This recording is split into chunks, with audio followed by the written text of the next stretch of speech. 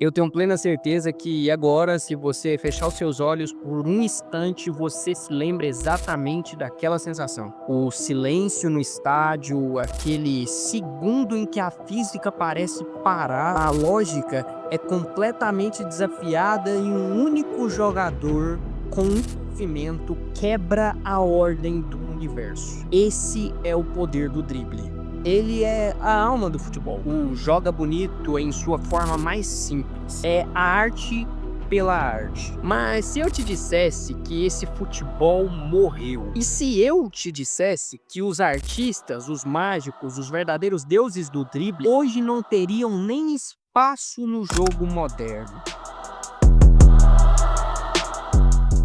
Hoje, nós vamos fazer mais do que uma lista. Nós vamos fazer uma autópsia. Vamos abrir o corpo do drible arte, celebrar seus maiores mestres e tentar entender o que exatamente o matou. Para montar esse panteão dos deuses do drible, o critério não é apenas os números. Aqui a gente vai julgar como que esses grandes mestres faziam a habilidade e a plasticidade, que é a beleza do movimento, a capacidade de humilhar com elegância os seus adversários, e o impacto, que é o mais importante, porque a arte de verdade, ela não é só bonita, ela muda o resultado. O drible precisa ter conquistado alguma coisa, porque senão é só firula, é um monte de jogador igual o Denilson. Mas eu já vou te avisar, enquanto eu pesquisava para montar essa lista, eu me deparei com uma outra.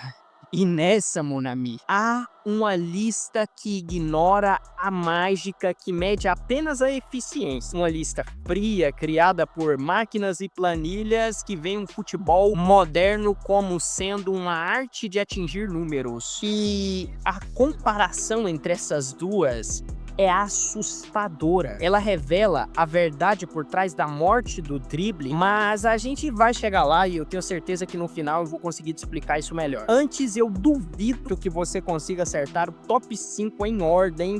Eu quero ver você pausando esse vídeo agora e comentando o top 5 para conferir no final se bate com a lista daqui. Mas em 10º lugar, a gente vai falar de um dos canhotos mais talentosos e elegantes da história. Seu drible era caracterizado por um controle de bola sublime, fintas curtas com o corpo e a capacidade de proteger a posse com maestria, limpando o espaço para desferir sua famosa patada atômica. Um brasileiro que já foi citado como um dos ídolos de um tal Diego Dios Maradona. Sim, eu tô falando de Rivelino.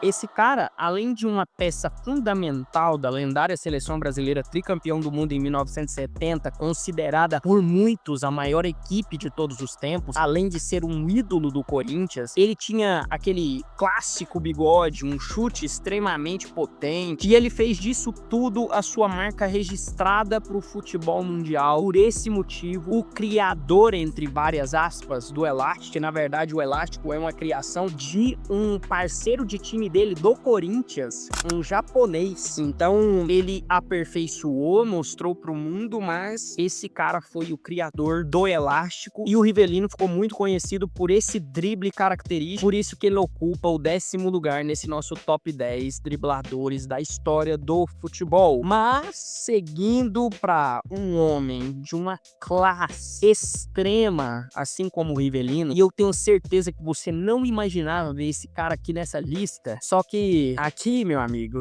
está o homem em 9º lugar, Johan Cruyff.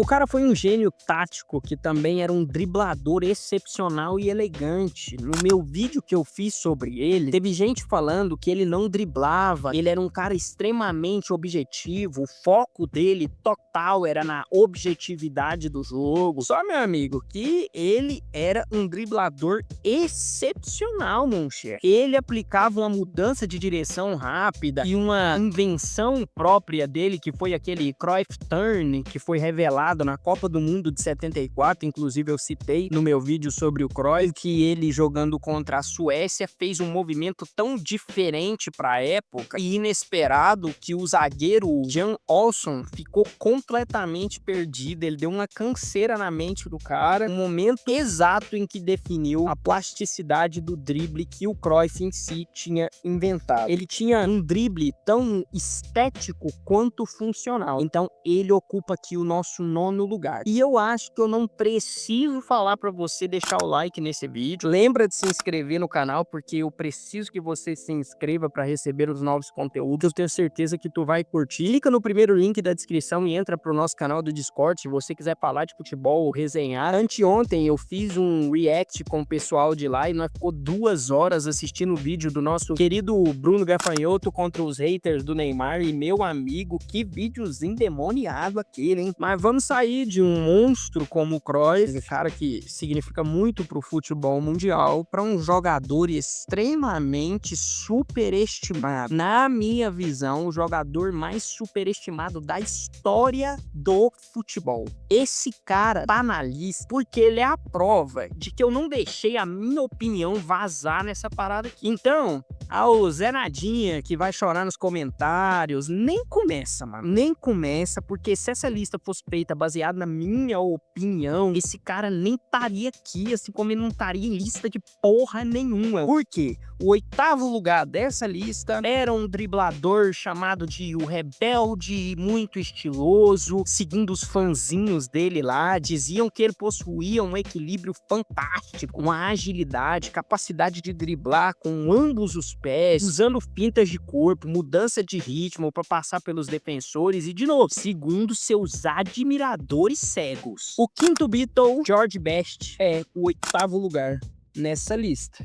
Muncher, esse cara é muito conhecido pelo seu gol contra o Norton Town em 1970, onde ele pega a bola lá na defesa, dribla o time de craques lendários do Norton e marca um dos seus 6 gols que ele fez nesse jogo. Você vê o nível altíssimo que esse cara jogava. Depois disso, ele virou um deus. Até hoje, os europeus ainda colocam esse cara na mesma prateleira que Cruyff, Maradona, Zidane. Tenha santa paciência, né, gente? Pelo amor de Deus. Fora que ele também gostava de uma farra, de um goró. Se cuspisse no chão, nascia um pé de cana. Então, esse era o tipo de jogador que o George Best era. Mas tá aqui pela história que ele tem, driblando grandes times e jogadores, e pela idolatria ao seu estilo de jogo que tem na Europa, ele tá aqui em 8º lugar. Agora, passando do superestimado, que vai ter um dossiê só dele, caso todo mundo comente Jorginho Bezerra, vamos falar de um cara que é completamente esquecido, principalmente no Brasil. Pra você ter noção, o Ronaldinho Gaúcho disse várias vezes que aprendeu muito dos seus dribles característicos com esse cara, um dos jogadores mais habilidosos e mais divertido de se assistir. JJ Okocha ocupa o 7º lugar nessa lista. Esse cara tinha um repertório de dribles invejável, incluindo o elástico, toque de calcanhar, feito com talento natural e uma ousadia que era contagiante no jogo dele. Em um jogo de 1993 pelo Frankfurt, ele driblou o Oliver Kahn, que era o lendário goleiro alemão, e vários defensores dentro da área de forma tão humilhante antes de marcar o gol, que essa parada até hoje é lembrada na Alemanha como um dos gols mais bonitos feitos dentro da Bundesliga. Já eu citei esse cara e você precisa entender o tamanho que esse cara tem. Foi um cara que dividiu o time com o Ronaldinho no PSG assim que ele chegou lá. O Vampeta dividiu o time com esse cara também. É um nigeriano muito talentoso e completamente esquecido pelo público brasileiro atualmente. Ninguém nem lembra desse cara, esse cara não é citado em nada, mas ele era um driblador extremamente habilidoso. Pau a pau ali com Djalminha e outros grandes nomes que todo mundo é acostumado a citar hoje aqui no Brasil. Agora, para ocupar o 6º lugar nessa lista, a gente vai falar do outro cara que deixou o goleiro alemão comendo grama no chão em uma final de Copa do Mundo. Sim, o 6º lugar dessa lista vai para ele, Ronaldo Fenômeno. A maioria esquece que esse cara tinha um drible excepcional, que até hoje eu nunca vi um 9 com tanta habilidade, principalmente em velocidade, quanto o Ronaldo Fenômeno. Esse cara já tem 2 vídeos aqui no canal falando dele, então eu não vou me alongar muito. A questão é simples. No auge dele, antes das lesões, ele era uma força da natureza. Ele combinava velocidade explosiva, potência, habilidade técnica em uma forma que nunca foi antes vista. Ele tinha as pedaladas e os cortes secos em altíssima velocidade, que era a marca registrada da humilhação. E eu nunca vou cansar de mostrar esse lance aqui, mas se você duvida da capacidade de drible do Ronaldo Fenômeno, é só você ver esse gol dele contra o Compostela, que não sou só o seu mago francês aqui que acha esse gol uma sacanagem, mas o Mourinho também fala que esse é um dos gols mais bonitos que ele já viu um jogador fazer em toda a sua carreira. Então assim, ó, se você ver esse lance agora e me falar que esse cara não era um driblador, um cara que desequilibrava qualquer defesa, você é burro, porque não tem outra justificativa. Ele na época do Barcelona amassou. Fora que, se você ver os vídeos dele na Itália, jogando na Inter, aquele driblezinho de letra que ele tinha pra tirar 2, 3 marcadores, você tá de sacanagem, né, meu compadre? Mas, Messier, eu acho que você não vai acertar o top 5. Enquanto você vai comentando, eu vou te falar que os 5 selos gratuitos do Ronaldo Fenômeno foram distribuídos na galeria de selos, já foram coletados. Só temos mais 15 selos do Ronaldo disponível, depois nunca mais vai ter essa coleção do Ronaldo Lutador. Então, o que você faz? Temos os selos de alguns jogadores que vão ser citados nesse vídeo. É só você clicar no segundo link da descrição e dar uma conferida na galeria que a gente tem lá. Ficou muito foda os selos, muito massa mesmo. Se você quiser ir o seu colecionável, é só você clicar no segundo link da descrição que você vai direto pra galeria da Sam. Bom, agora, se você comentou quem que você acha que é o top 5, vamos falar do 5º lugar e por que ele é a peça-chave da descoberta que eu fiz, e no final desse vídeo você vai entender tudo. O cara é um mestre do drible em velocidade, com a bola grudada no pé esquerdo, sua capacidade de desmontar qualquer defesa é lendária, mudava de direção de uma forma súbita, mantinha um controle total da bola em alta velocidade, algo que é inigualável na era moderna, e eu tô falando dele, Lionel Messi. Ah, mas o Messi em 5º lugar? Calma aí, zagueiro. O pai aqui ganhou bola de ouro, então escuta. O Messi, ele é o símbolo do drible. O jogo contra o Getafe em 2007 é uma prova disso. Ele marcou um gol quase idêntico ao do Maradona, driblando desde o meio de campo. Todo mundo lembra também dele desligando a cabeça do Boateng. Mas, cara, calma. O homem é um monstro. Driblador efetivo em 100%. Um cara que entende o conceito muito simples de driblar, que é mudar o centro de gravidade, não apenas seu, do adversário, e sempre procurar o lado mais difícil de rotação, que é o lado das costas. O Messi é o maior especialista nessas duas vertentes do drible. Acabou. Ponto final. Fora que ele também tem um recorde de mais dribles completos em uma única partida de Champions League, que são 16 dribles completos em um único jogo. Então, assim, ele é um monstro, por esse motivo tá em 5º lugar, e você vai entender até o final desse vídeo por que ele tá nessa posição. Agora, que a gente já falou do Messi, talvez você nem ficou bravo por ele estar em 5º lugar, mas talvez você fique um pouco mexidinho se você for fãzinho do argentino, porque esse cara tá na frente dele. Mas no quesito drible, quando a gente tá avaliando nessa lista aqui a habilidade também associada ao resultado, esse cara é um talento refinadíssimo. Em 4º lugar, o homem dos sonhos da Virgínia, Lesionei.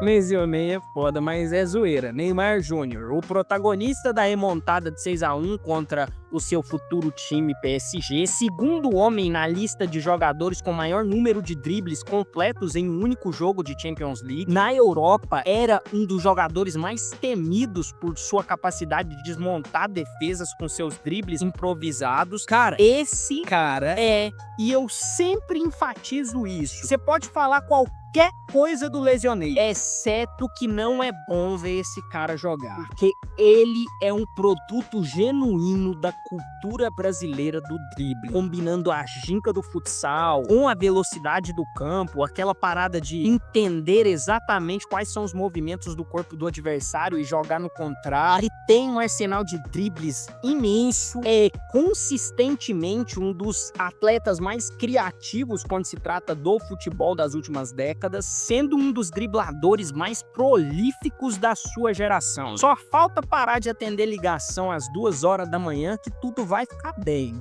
Entendeu? Mas agora nós vamos pros pódios. E eu sei que pode haver uma discordância aqui entre a ordem do terceiro e o segundo lugar, porque quem discordar do primeiro lugar é burro mesmo e não tem muito o que fazer. Eu quero ressaltar aqui que em todas as minhas pesquisas eu usei o critério o quão que esse drible foi providencial para conquistas e na carreira desse jogador em específico. E um homem que foi o primeiro a viver e morrer pelo drible, e na real ele só tinha um único drible e é o terceiro lugar nessa lista de monstros, não podia ser outro Mané Garrincha.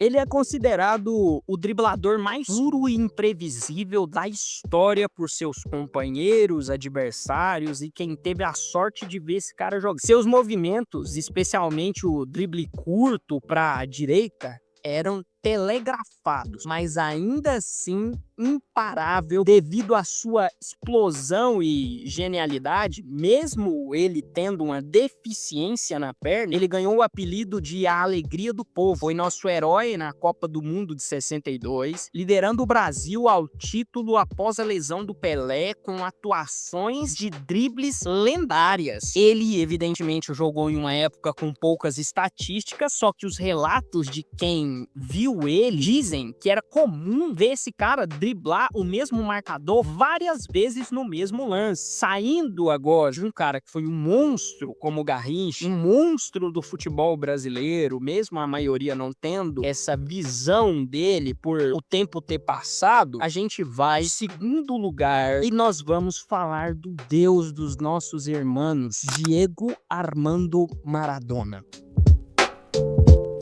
Ele tinha uma condução de bola assustadora, parecendo que a bola estava colada no pé esquerdo. Ele driblava em altíssima velocidade e em espaços curtos, com um centro de gravidade muito baixo, tornando-o quase impossível de ser desarmado. Ele tem todas as valências do Messi, só que com muito mais plástico. Ainda que tem gente que subestima esse cara, e eu não sei se é só nesse canal aqui que os caras ficam gritando bobagens como o Maradona é superestimado. Amigo, ao invés de ficar falando e provando pra você, como eu já fiz em 3, 4 vídeos aqui, eu só vou te pedir pra assistir o que foi chamado de o gol do século e depois me fala o que você acha.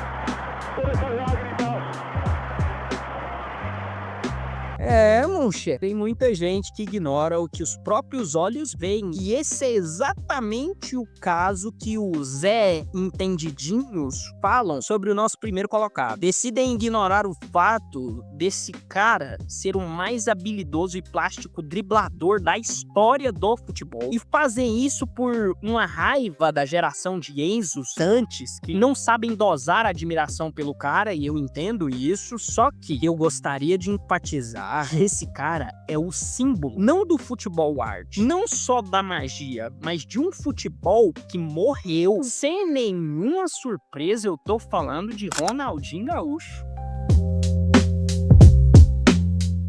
Ele era a personificação do joga bonito. O Ronaldinho trazia os dribles do futebol, aquela parada do futebol de rua, dentro dos campos. Todos eles executados com um sorriso no rosto que contagiava todo mundo que assistia. Ele tinha uma criatividade ilimitada, um domínio pleno do que era futebol. Eu acho que não tinha nada que esse cara não pudesse fazer com a bola no pé. Eu acho que se precisasse desligar a luz no interruptor, eu acho que ele chutaria a bola e a bola conseguiria fazer qualquer coisa pra esse cara, até cozinhar, porque a habilidade dele é monstruosa. E a prova marcante disso foi a performance dele no Santiago Bernabéu em 2005, onde ele marcou 2 golaços, driblando todo mundo e foi aplaudido de pé pela torcida do Real Madrid. E o pai aqui ficou em choque em um dos momentos mais icônicos do futebol, que inclusive o senhor Bruno Gafanhoto lá tentou diminuir isso no seu debate contra os 11 papados lá da TNT. Fiquei puto com essa parada lá no Discord. Só que agora, se você ficou até aqui, você deve lembrar que eu